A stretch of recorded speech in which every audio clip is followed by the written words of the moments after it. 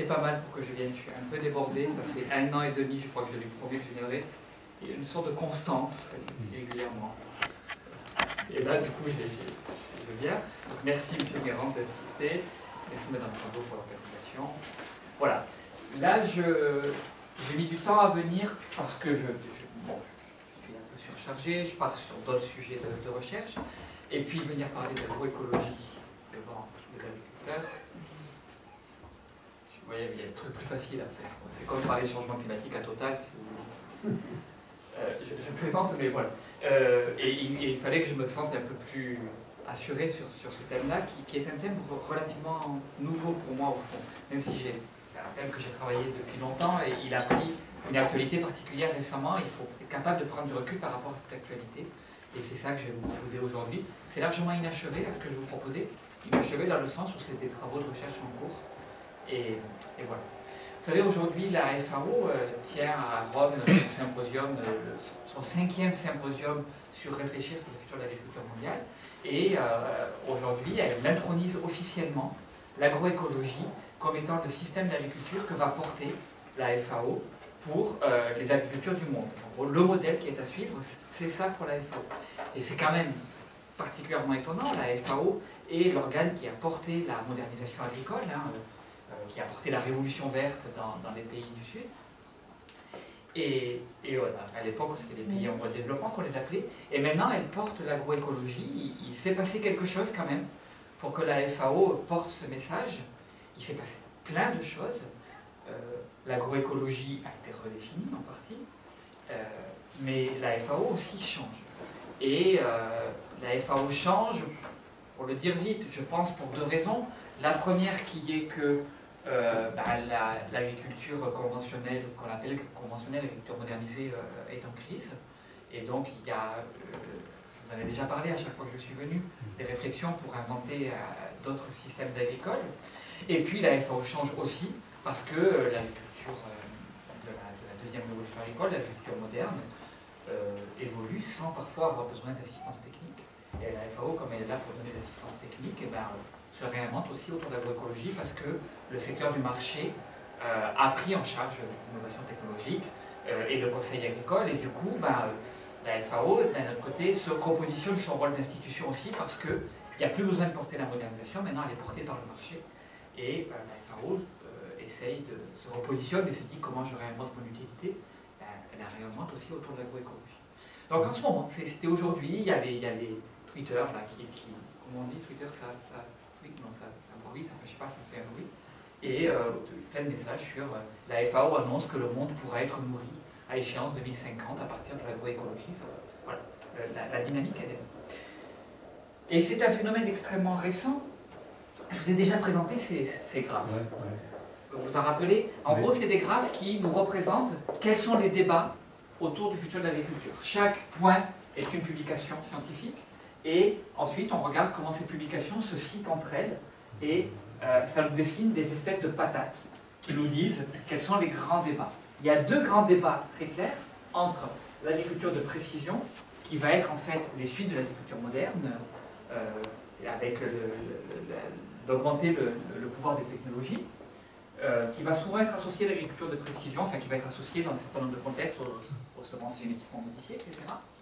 Et puis, l'opposé, l'agriculture bio, je suis désolé c'est en anglais là, organique agriculture, qui, vous voyez, quand il y a des liens, ça veut dire qu'il y a des dialogues entre les deux, ça dialogue assez peu, entre ces 2 patates.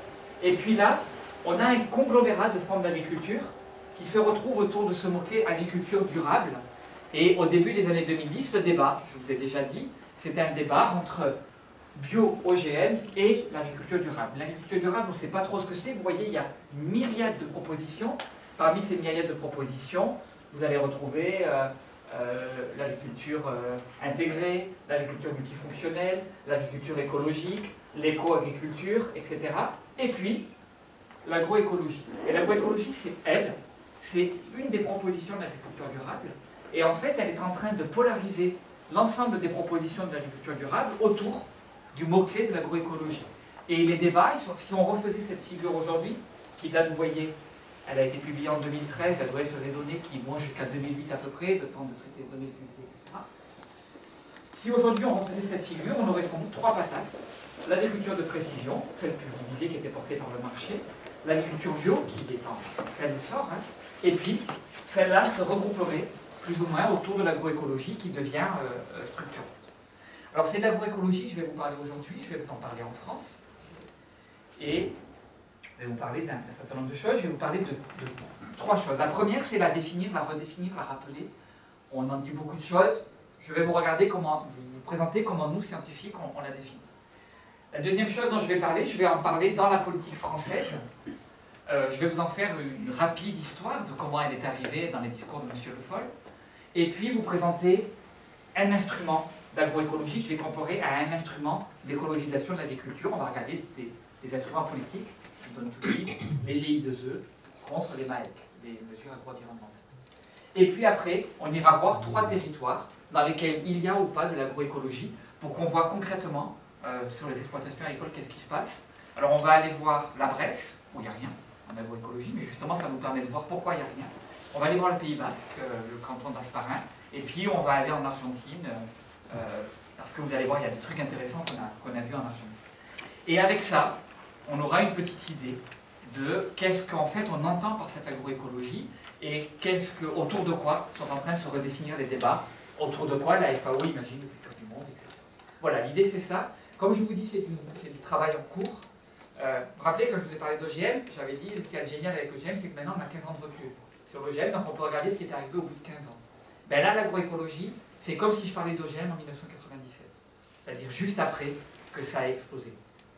C'est du travail en cours, donc je ne suis pas sûr de moi, voilà, il ne faut pas hésiter à intervenir, à dire, bah non, je suis pas d'accord.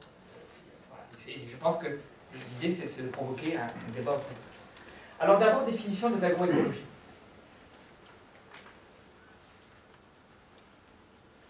D'accord.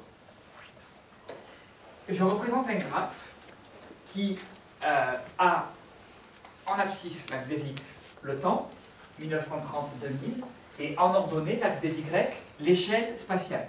Là, on est à l'échelle de la parcelle, de l'exploitation agricole, du territoire, et de la société, l'échelle nationale, on va dire. Et je regarde comment l'agroécologie, enfin, c'est pas moi qui regarde, c'est ces auteurs, des élèves et soldats, qui sont des chercheurs de l'école d'agriculture de Lyon.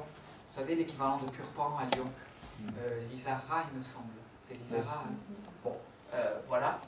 Et ils disent en fait, dans le temps, la première fois qu'on a entendu parler d'agroécologie, c'est dans les années 30. Et c'est en fait des agronomes qui ont dit, pour faire de la protection des cultures en particulier, il faut utiliser des méthodes écologiques pour lutter contre les invasions de bestioles et d'herbes, d'adventices. Et ils ont dit, pour lutter contre les invasives, il faut regarder comment les plantes s'y prennent pour collaborer entre elles ou être en compétition entre elles, et s'inspirer de l'écologie, mais de l'écologie dans le sens scientifique, dans le sens interaction entre plantes, ou entre plantes et animaux, pour résoudre le grand problème de la protection des cultures. On est avant la modernisation, on est avant les engrais, herbicides, pesticides, on est dans cette trajectoire. Et puis, ça va continuer, cette tendance-là, de définir l'agroécologie à partir en fait de s'inspirer des processus écosystémiques pour la production. Ça va continuer à partir des années 60-70, où on va encore avoir tout un tas de recherches qui vont se qualifier d'agroécologiques et de pratiques, qui vont dire ce qu'il faut faire, c'est maximiser les processus productifs en utilisant les légumineuses pour stocker de l'azote, enfin, tous ces éléments-là pour dire il faut fonder l'augmentation des rendements sur l'observation et le contrôle des processus écosystémiques. Donc production et gestion de culture. On passe de la lutte de la protection des cultures à la production et à la gestion des cultures. Ça, c'est le socle de l'agroécologie, et l'agroécologie qu'on va dire scientifique, dans le sens où c'est en fait à l'école d'agro de Paris, la personne qui est en charge de la chaire agroécologie, qui s'appelle Thierry Doré, il dit l'agroécologie, c'est juste de la bonne agronomie. Alors, En gros, c'est ce qui...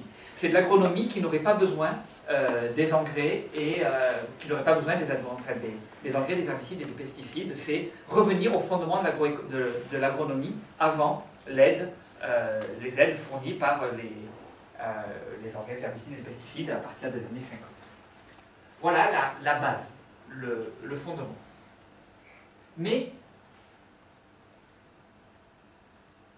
non, pas mais, je vous dirai après le mais, par rapport à ça, il y a eu des auteurs qui ont dit mais il ne faut pas travailler qu'à l'échelle de la parcelle, parce que, évidemment, il faut penser les choses à l'échelle de l'exploitation agricole, et il faut regarder plutôt comment les différents ateliers d'une exploitation, et puis comment différentes exploitations, et puis comment les exploitations interagissent avec les paysages autour, et il faut avoir une approche système des exploitations agricoles, et pas considérer chaque pratique isolément, mais regarder l'ensemble des systèmes de production. C'est des mots qu'on connaît maintenant, auxquels on est habitué sur l'exploitation comme un système, comment différents éléments entrent en interaction les uns avec les autres, etc. etc. Et l'agroécologie est devenue le mot pour parler, enfin, disons que les auteurs qui disaient qu'il faut intégrer l'exploitation agricole dans son environnement plus large, dans son territoire, et comment elle interagit, comment les différents ateliers interagissent entre eux, et puis comment ils interagissent avec les autres exploitations, ils se sont dit, le terme qu'ils vont reprendre, ça va être le terme d'agroécologie pour qualifier cela. Ils sont différents d'eux parce qu'ils vont parler plutôt là de l'exploitation agricole et de l'interaction entre l'exploitation et son environnement. Et puis, ils vont continuer dans cette approche en disant il faut zoner les territoires, essayer de penser la diversité des exploitations à l'intérieur d'un même territoire, les interactions entre l'élevage qui est fait à telle zone et les productions dans telle autre zone, et puis penser de manière un peu système, et voilà, penser à l'échelle du canton, etc. Ça, c'est les approches scientifiques du système, qui au fond ne sont pas extrêmement étonnantes et sont le monde de l'agronomie, de la recherche agronomique. Mais quand je dis ça, je pense que vous comprenez que derrière ce discours, quand on le tient dans les années 60, dans les années 70, c'est un discours qui n'est pas neutre. Parce qu'on est au moment où on modernise, on est au moment où l'exploitation agricole, où on utilise les produits phyto pour augmenter les rendements. On est à une période où on développe les semences en laboratoire, les semences hybrides et qu'on vient implanter. On est à une époque où l'exploitation agricole, elle n'est pas pensée dans son territoire, elle est pensée par rapport aux revenus qu'elle peut générer. Donc, tenir ce genre de discours, en fait, dans le contexte, ça revient à contester la modernisation. Et ça devient des discours qui, en se fondant, en ayant des bases agronomiques, sont des discours contestataires de la révolution verte, de la modernisation agricole. Du coup, l'agroécologie, elle va prendre une dimension politique au fur et à mesure, et de mode de production d'agronomie augmentée, ça va devenir un mode de contestation de la modernisation. Et en particulier dans les pays du Sud, où elle arrive dans ces années-là, l'agroécologie, qui est un mode de production, au fond, ce que je vous ai décrit, assez paysan, dans le sens noble du mot paysan, connaissance des milieux, savoir les savoirs des paysans sur leur milieu, interaction entre les différents ateliers, entre l'élevage, entre tout ça, finalement, c'est le discours du monde paysan. Et quand la révolution verte va arriver dans les pays du Sud, l'Inde, le Mexique, l'agroécologie va être utilisée comme modèle contestataire de la révolution verte. Ils vont dire, vous voulez nous imposer la révolution verte, mais nous, on pense qu'il y a un autre système, et cet autre système, c'est l'agroécologie, etc. Du coup, l'agroécologie prend un sens politique qui est intrinsèque, finalement, au mode de production, à ce qui est revendiqué dans le contexte. Et donc,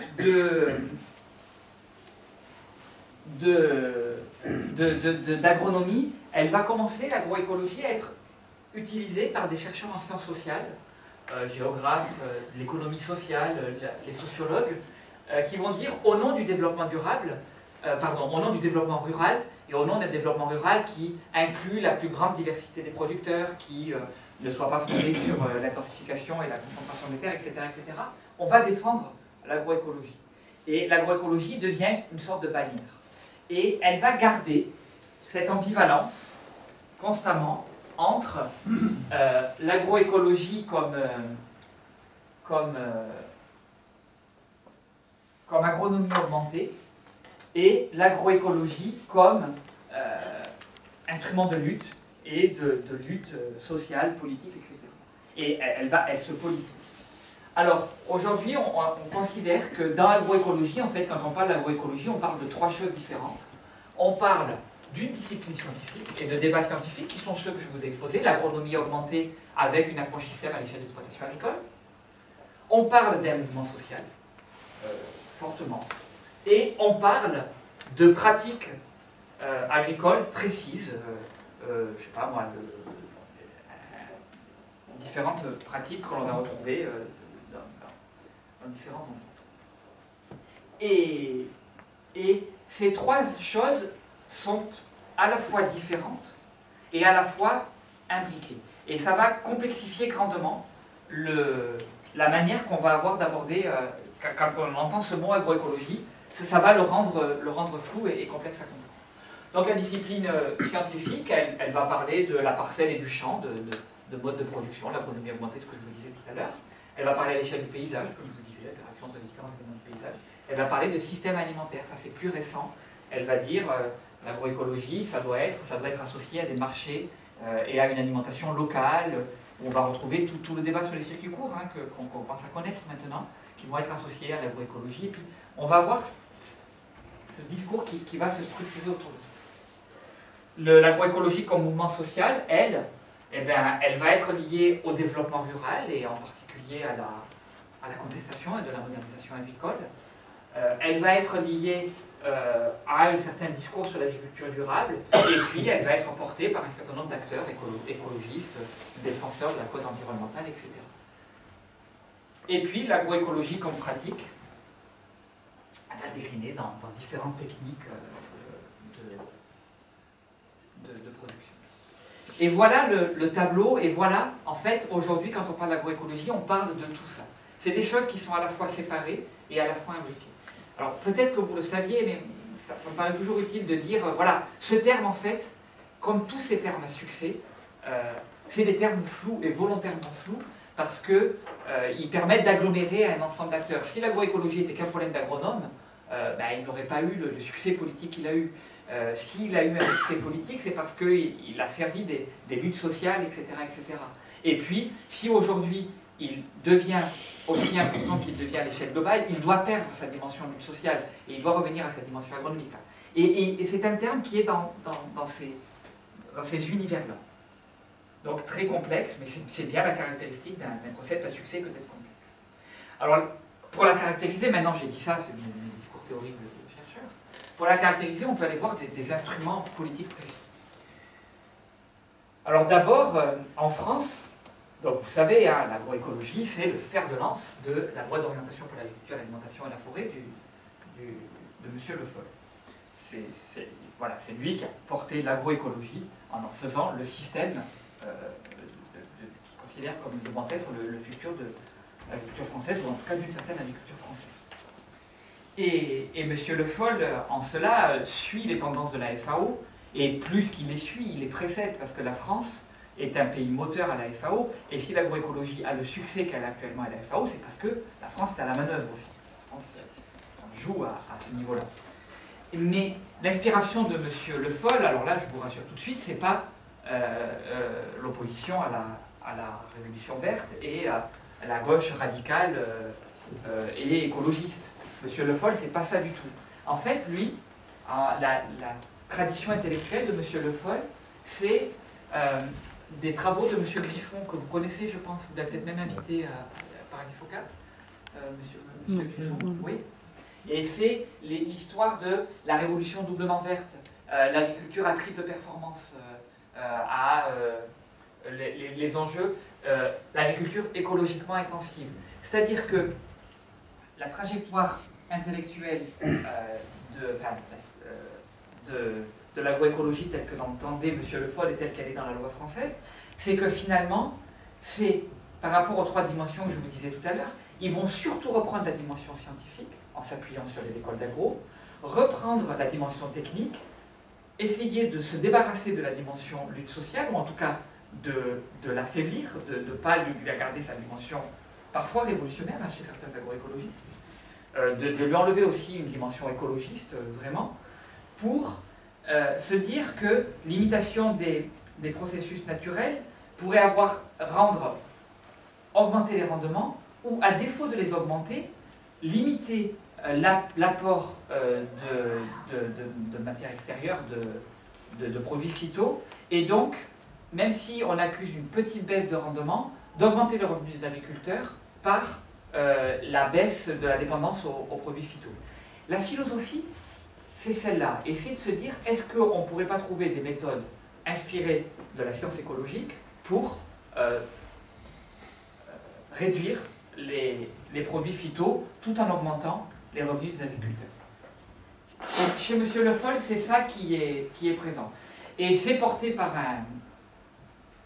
En fait, M. Le Foll, l'agroécologie, il y a des gens qui racontent la manière dont il a eu l'idée d'agroécologie. En fait, lui, c'était agriculture doublement verte, agriculture écologiquement intensive, etc. Mais quand on est de gauche, écologiquement intensif, ça... Révolution verte, pour la gauche, ça sonne mal, quoi. On est quand même, alors c'est la gauche hollandaise, mais, enfin de M. Hollande, mais c'est de la gauche qui